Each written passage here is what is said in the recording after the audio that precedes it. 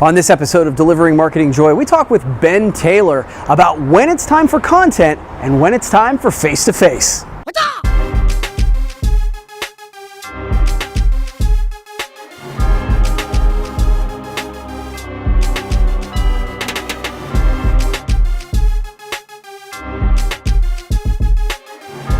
Well, hey there, and welcome to another edition of Delivering Marketing Joy. I'm your host, Kirby Hassman, and with me today is another repeat guest, a good buddy of mine, Ben Taylor. He's the CMO of Bam Bams.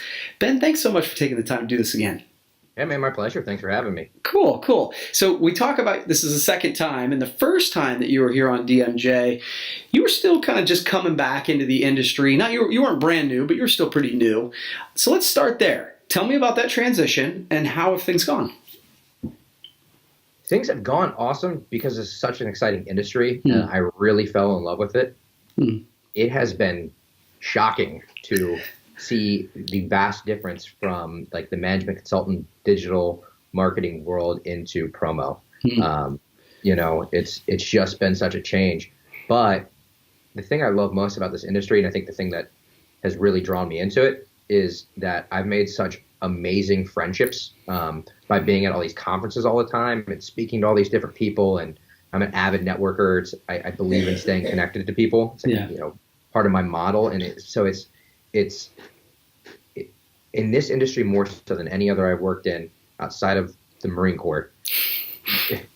I've become closer to people faster. And been able to rely on people for solid advice and reach out. Like literally 2 minutes before this phone call, before we started, I was on the phone with Dana Zezo for the past half an hour, just picking his brain, getting some just solid advice. And I love that about this industry. That's been the biggest change for me. No, I tell you what, it's a great point. It's funny, and I think that's been a bit of an evolution of the industry because I think historically speaking, there was a lot of everybody holding things close to the vest, and I really think that's actually been one of the big improvements is that people are willing, and not all people, but I think the folks that you and I are connected to are willing to be transparent and vulnerable and authentic, and you're right, that is refreshing. You know what I mean? It is. Well, and I remember sitting down at a coffee table with you and Bill in January of last year at Citizens in Las Vegas, right post U camp, just complaining like everybody holds everything so close to their vest, and really, how are we going to penetrate this market? And then after diving in head first, realizing that it's evolving and changing, and our industry is really coming into, I think, a renaissance of its own. Yeah, and I think the other piece is that you realize that you have the ability, I have the ability, Bill has the ability to help further that change. And that's kind of cool. So you, in that transition, in those however many, 12, 18 months since you've come back in, what are some things that you've tried that have worked? And what are some things that you've tried that haven't worked as well? So that haven't worked, my background is in content marketing, digital marketing, SEO, PPC, analytics, and data.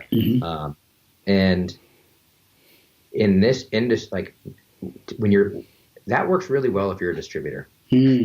Right. We're developing a model to make it work really well for suppliers and for us. But that was the biggest shock. I'm like, well, I'm an expert at this stuff. I know this stuff. I can come in, change our website, change our model, do A, B, and C.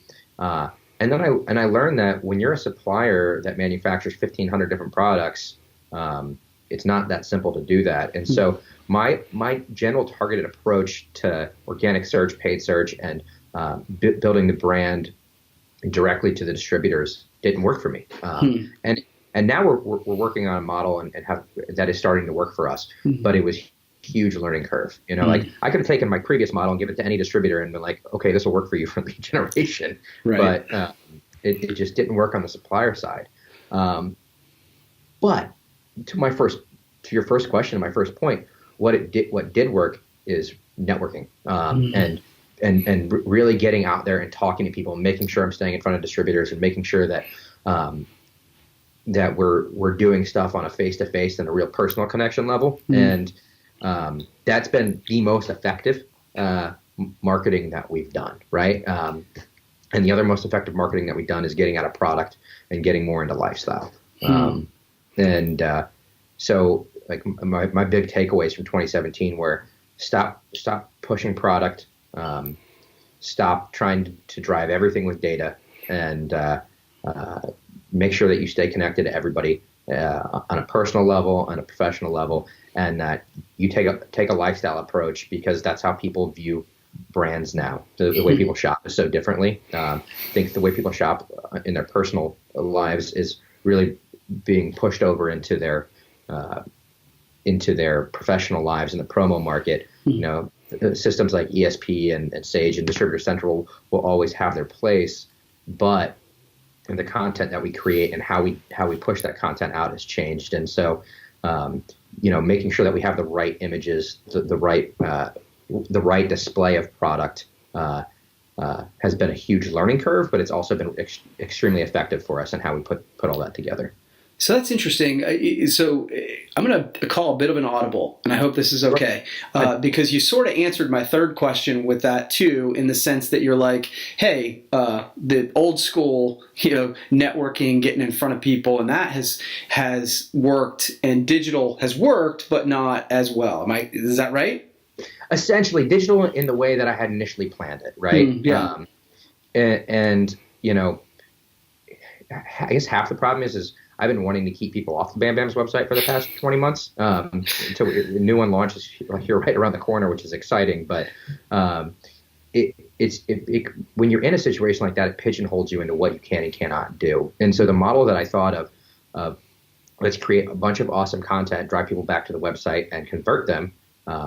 While that works really, really darn well when you're doing it properly, it didn't work as well with the guys that provide us the majority of the business, right. The 80-20 rule, right. 80% of your business comes from 20% of your clients. And where we don't really, as a company, follow that structure completely, it's pretty close. And, those people that we need to maintain, and those distributors out there that have the major relationships, like, I've got to be sitting down with them and having conversation and learning what they're able to do.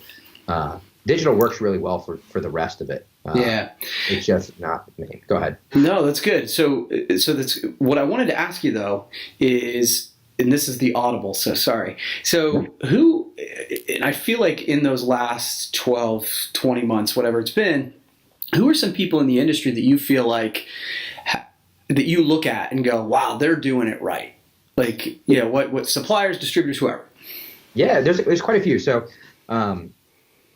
I've had when I did networking, I had a really unique transition. Like meeting you and Bill last year kind of shot me into a group of people, or propelled me into a group of people that I started watching and paying close attention to. And over the year, I met and developed some really great relationships. The closest relationship I've developed it has been Kathy Chang from Redwood. Her and I talk literally all the time. We discuss everything from like for kids to business strategy and marketing strategy, product development, packaging design, branding, everything. We talk everything. We do it weekly almost. And sometimes it's not. Sometimes we go a couple weeks without getting a chance to connect. But she's doing it right. While she's not huge on the supply side in the States yet, she's a major player in Canada. She's going to get here in the States. She does awesome. Another person, obviously Dana, I pay attention to what he does and respect what he does, and you can always count on him for solid advice and to just give it to you straight. And I appreciate that. Bill's absolutely that way too. I talk to him weekly, and he's like, "You sound like if I sound like an idiot, Bill's going to tell me I sound like an idiot." Yes, he will. and I appreciate that, right? Yeah, for sure. Half of our conversations may be Sazerac related, but the other half are strong strategy and what would you do if you were in this situation? And I appreciate that. One that was a shocker to me that I've really found interesting has been my relationship with Charlie Johnson of Handstands. I met Charlie at Power Summit over the summer, the end of the summer. I haven't known him a terribly long time, but not only has he kind of become like a mentor type figure, he and I are so different because he's very strategic, and he's not going to be out there talking to almost everybody all the time like I am. But I've learned a lot from him, and I appreciate that. And what Handstands is doing and going to be doing over the next year is going to be really cool, and I'm excited to watch it happen. Yeah, that's awesome. Yeah, so he'd definitely be on that list. I could go on in this one forever. Yeah. I've made some really awesome connections. No, it's really good. So I appreciate you letting me audible on that. So you've answered my 3.5 questions. So I give everybody a chance to ask me one. Do you have one for me? Yeah. So one of the past like maybe 2 months, a month and a half of delivering marketing joy, you posted on Facebook and said, anybody ask me questions, I'm going to answer them. Well, you chose one of mine, and it was if entrepreneurship was outlawed, what would you be doing for a living? Yeah, And, I struggled with that. as you would, right? But so I want to expand on that. Okay. You have a brewery. You love to brew beer. You love to drink beer. If you couldn't sell your beer, would you still brew it? No, that's a super good question. So I'd say yes is the answer. And the reason I would say, I think that anybody who owns a brewery would say yes, but I guess the proof that's in the pudding is that I brewed before I sold it, right? I was a home brewer. I did it on a much smaller scale. And I really enjoyed the idea of making something. Like, that's actually one of the things I love about video is that, you start at the beginning of the day, you don't have something, at the end of the day, you do. The same is true. It's one of the places in my life that I create, right? And candidly, I want to give credit because my brewer, Robbie, was probably watching this and going, hey man, I'm the one doing the work now. And that's true. But I love the idea of being able to start something and finish it. And I'm not historically the hands-on fix-it guy, but one of the things that was really cool in the start of this project is that there wasn't, I look around and be like, well, there's no one else to fix it, so I guess I'm that guy because I'm standing in this room by myself. And so that was really cool because it made me grow. So it's a long answer, but the answer is yes, I would still brew beer because, to your point when you started the question, I enjoy drinking beer. So As we all do. yeah, right. Well, cool, man. Ben, thanks so much for taking the time. Always appreciate catching up with you and talking to you. We'll have to do it again, okay? My pleasure. Thank you for having me. Absolutely. Well, that's going to wrap up this edition of Delivering Marketing Joy. We'll see you next time.